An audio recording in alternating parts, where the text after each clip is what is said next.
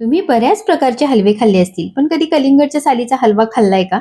नसेल खाल्ला तर अशा प्रकारे कलिंगडच्या सालीचा हलवा बनवा. तुम्ही पण खा आणि तुमच्या फॅमिलीला पण खाऊ घाला.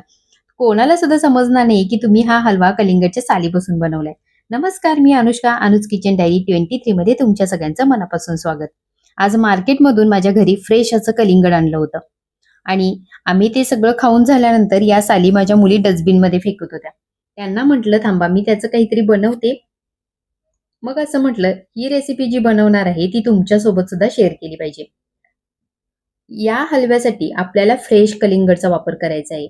आधी 2 दिवसापूर्वीचं फ्रिजमध्ये ठेवलेलं कलिंगड, त्याच्या साली आपल्याला घेऊन हा हलवा बनवायचा नाहीये. आता इथे बघा या साली मी घेतलेल्या आहेत आणि त्याच्या साली काढून घेते. साली साली काढण्यापूर्वी याला मी धुवून घेतलं होतं. आता चाकूने किंवा आपण जे बटाटा पील करतो त्या पिलरने याच्या साली आपल्याला व्यवस्थित काढून घ्यायच्या आहेत. आता इथे सगळ्या साली काढून झाल्यानंतर याच्यामध्ये थोडासा लाल भाग राहिलेला आहे, तो सुद्धा काढून घ्यायचा कारण याच्यामध्ये खूप जास्त पाणी असतं. आता हा भाग काढायचा, याला मात्र फेकून द्यायचं नाहीये. आता याला काय करायचं, याच्यामध्ये थोडीशी साखर घालायची आवडीनुसार आणि याच्यामध्ये रोज सिरप घालायचं आणि मिक्सरमध्ये फिरवून घ्यायचं. मस्त असा कलिंगडचा रोज सिरपवाला ज्यूस तयार होतो. खूप टेस्टी लागतो.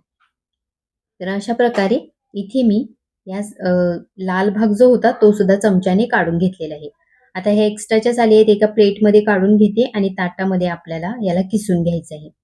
साली जर आपण याची फोड कट करताना थोडी जाडसर अशी कट केली असेल ना, तर किस सुद्धा करताना आपल्याला जास्त वेळ लागत नाही. पटपट आपल्याला हे किसून घेता येतं. जर तुम्ही कुठलीतरी स्लाईस अशी पातळ कट केली असेल, तर तीच थोडी आपल्याला किसताना त्रास होऊ शकतो किंवा ती मऊ असते त्याच्यामुळे थोडंसं आपल्याला हार्ड होऊ शकतं. आता याच्यामध्ये भरपूर असं पाणी आहे, तर हे पाणी आपल्याला काढून टाकायचं आहे. तर इथे मी एक सुती कपडा घेतलेला आहे, त्याच्यामध्ये हा सगळा किस घालायचा आणि याला छान असं पिळून घ्यायचं. आता हे पाणी का काढते ते सुद्धा मी तुम्हाला सांगते. कलिंगड कधीही बघा 1-2 दिवस आपण फ्रिजमध्ये जरी ठेवलं, तर ते लगेच खराब होतं किंवा त्याला खराब वास येतो. तर तो त्याच्यातल्या पाण्यामुळे असतो. मग कलिंगडचं जे हे पाणी आहे, ते हलव्यामध्ये आपण वापरलं, तर हलवा सुद्धा जास्त दिवस टिकणार नाही आणि त्याचा सुद्धा खराब वास येईल आणि मग इतकी सगळी मेहनत पाण्यात जाईल. म्हणून आपल्याला हे एक्स्ट्राचं जे पाणी आहे, ते करकचून पिळायचं आणि काढून टाकायचं आहे. म्हणजे हलवा सुद्धा आपल्याला 1-2 दिवस व्यवस्थित टिकला जाईल आणि आपण तो एन्जॉय करू शकू. आता हा सगळा किस आपल्याला पिळून घेतल्यानंतर डायरेक्ट कढईमध्ये घाला किंवा तुम्ही याच्यामध्ये चमचाभर तूप घाला आणि मग याच्यामध्ये हा हलवा परतून घ्या. आता हा हलवा मी कढईमध्ये घातलेला आहे. सॉरी किस हा कढईमध्ये घातलेला आहे आणि याला मी छान असं परतून घेतलेलं आहे. आता यातलं पाणी काढून टाकल्यामुळं हा एकदम कोरडा होईल आणि मग शिजला जाणार नाही. म्हणून इथे मी 1 वाटीभर पाणी याच्यामध्ये ओतणार आहे. साधं पाणी इथे वापरलेलं आहे. आता हे पाणी याच्यामध्ये चांगलं मिक्स करून घ्यायचं आणि झाकण ठेवून आपल्याला अधेमध्ये चेक करत हा किस व्यवस्थित शिजवून घ्यायचा आहे. इथे मी जेवढं 1 वाटी पाणी घेतलं होतं, ते सगळंच याच्यामध्ये ओतलंय आणि याच्यावरती झाकण ठेवते. गॅस मात्र लो ठेवायचा आहे. आता तोपर्यंत इथे मी वेलची सोलून घेते आणि वेलचीची पावडर करून घ्यायची आहे. तुमच्याकडे जर तयार वेलचीची पावडर असेल, तर ती सुद्धा तुम्ही वापरू शकता. आणि हो, ज्यावेळी आपण याच्यामध्ये साखर घालतो, त्याच्या आधी तुम्ही याच्यामध्ये अर्धी वाटी खवा सुद्धा घालू शकता. कारण आपण गाजराच्या हलव्यामध्ये खवा घालतो, त्याप्रमाणे याच्यात सुद्धा तुम्ही खवा वापरू शकता.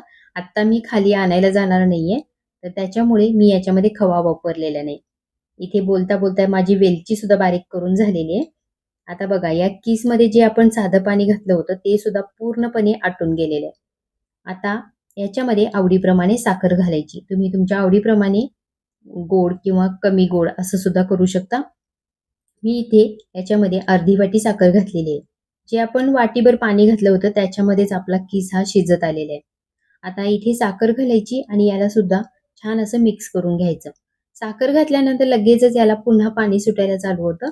आता हे चांगलं मिक्स करून घ्यायचं, झाकण ठेवायचं आणि याला शिजू द्यायचं. अधेमध्ये मात्र याला चेक करत राहायचं, कारण कुठेही हलवा लागला नाही पाहिजे तळाला, नाहीतर मग खराब टेस्ट येते. आता इथे मंद गॅसवरती मी हा हलवा झाकण ठेवून शिजवून घेते. अधेमध्ये याला चेक सुद्धा करतेय मी, कारण सगळा किस हा सगळीकडून व्यवस्थित शिजला गेला पाहिजे, कुठेही कच्चा नाही राहिला पाहिजे.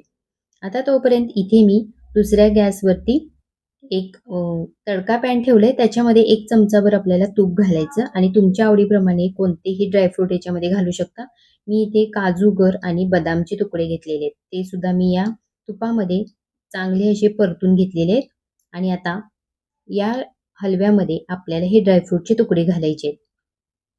तर इथे बघू शकताय, हा किस सुद्धा जे साखरेचं पाणी झालं होतं ते पूर्णपणे आटलेलं आहे आणि किस असा हा कोरडा-कोरडा झालेला आहे.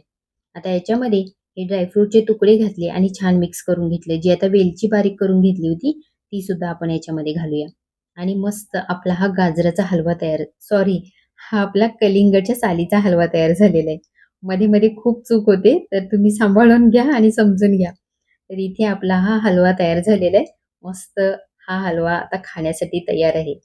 एकदा नक्की असा हलवा तयार करून बघा आणि खाऊन बघा. खूप टेस्टी होतो. कोणाला सुद्धा समजणार नाही. सगळे तर फसतील. सगळ्यांना वाटेल, की हा तुम्ही दुधीचा हलवा बनवलाय. पण हा कलिंगडच्या सालीपासून हलवा बनवलाय म्हटलं तर सगळ्यांना आश्चर्य वाटेल. रेसिपी कशी वाटली कमेंटमध्ये नक्की सांगा. लाईक, शेअर, सबस्क्राईब करा आणि हाईपचे पॉइंट द्यायला विसरू नका. भेटूया नेक्स्ट रेसिपीमध्ये. तोपर्यंत नमस्कार.